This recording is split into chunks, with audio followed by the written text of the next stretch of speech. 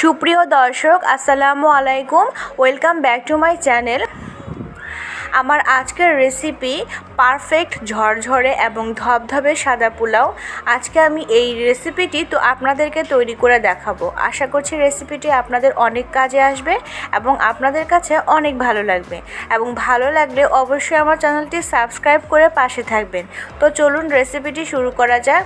পোলাও তৈরি করে নেওয়ার জন্য এখানে আমি প্রায় 2 কাপ মতন পোলাওয়ের চাল নিয়েছি। পোলাওয়ের চালগুলো খুব ভালো করে পানি দিয়ে ধুয়ে নিতে হবে। 2-3 বার উল্টে পাল্টে ধুয়ে নেবেন এবং ধোয়ার পরে একটা স্ট্রেনারে রেখে নিচে একটা বাটি দিয়ে পানিটা পোলাওয়ের চালের পানিটা ছেঁকে নেবেন। এখন আমি পেঁয়াজের বেরেস্তা তৈরি করে নিব।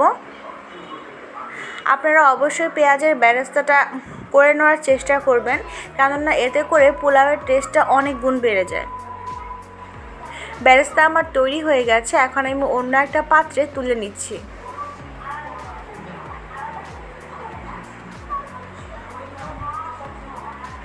এখানে আমার লাগছে তেজপাতা, এলাচ আর দারচিনি, আর নিয়েছি 2টা লবঙ্গ। যে তেলে আমি পেঁয়াজের বেরেস্তাটা করে নিয়েছি সেই তেলে আমি গরম মশলাগুলো একটু ভেজে নেব।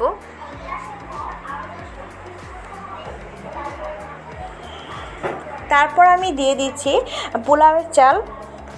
এখানে আমি কিন্তু বাটা মশলাগুলো আগে ভেজে নিলাম না, আমি আগেই পোলাওয়ের চালটা ভেজে নিচ্ছি। পোলাওয়ের চালটা খুব ভালো করে ঝরঝরে করে ভেজে নেওয়ার চেষ্টা করবেন, কেননা এটা যতটা ঝরঝরে করে ভেজে নেওয়া হবে আর পোলাওটা ততই ঝরঝরে হবে। এখন আমি দিয়ে দিচ্ছি আদা বাটা আর রসুন বাটাও দিয়ে দিয়েছি। পোলাওটা ধবধবে সাদা রাখার জন্য চালটা ভেজে নেওয়ার পরে মশলাটা ইউজ করার চেষ্টা করবেন।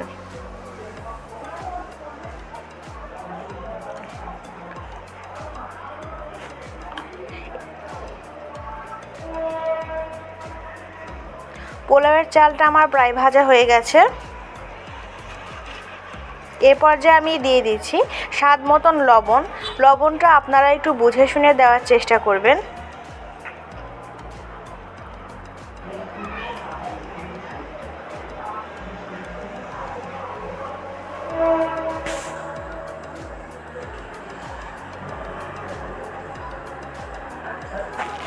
ভাজাটা আমার একদমই হয়ে গেছে। এ পর্যায়ে আমি দিয়ে দিচ্ছি পানি। অবশ্যই গরম পানি ব্যবহার করবেন। এখানে আমি 2 কাপ চালের জন্য প্রায় 3 কাপ পরিমাণ মতন গরম পানি ব্যবহার করলাম। সেই সাথে আমি দিয়ে দিয়েছি গুঁড়া দুধ। এখানে আপনাদের কাছে যদি গুঁড়া দুধ না থাকে যে কোনো দুধ ব্যবহার করতে পারবেন, তবে কনডেন্স মিল্কটা ব্যবহার করবেন না, গরুর দুধটা ব্যবহার করার চেষ্টা করবেন। যে কোনো দুধ ইউজ করলে পোলাওটা কিন্তু খুব সুন্দর একটা সাদা কালার চলে আসে। শেষ পর্যায়ে আমি দিয়ে দিয়েছি কাঁচামরিচ।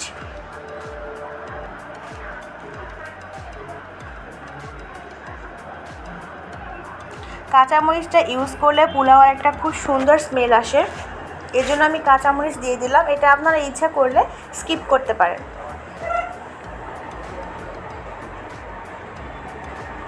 শেষ পর্যায়ে আমি দিয়ে দিচ্ছি পেঁয়াজের বেরেস্তাটা দেওয়ার পরে চুলা থেকে একদমই নামিয়ে নেবেন না, একটু দমে রেখে দিতে হবে। অনেকেই মনে করেন যে পেঁয়াজের বেরেস্তাটা দিলে পোলাওয়ের কালারটা ভালো হয় না, কিন্তু আমার মনে হয় পেঁয়াজের বেরেস্তাটা না দিলে পোলাওয়ের খুব সুন্দর যে টেস্ট থাকে সেটা আসে না, এবং পোলাওটা মোটেও অন্য সাদা ধবধবে হয় না এমন না।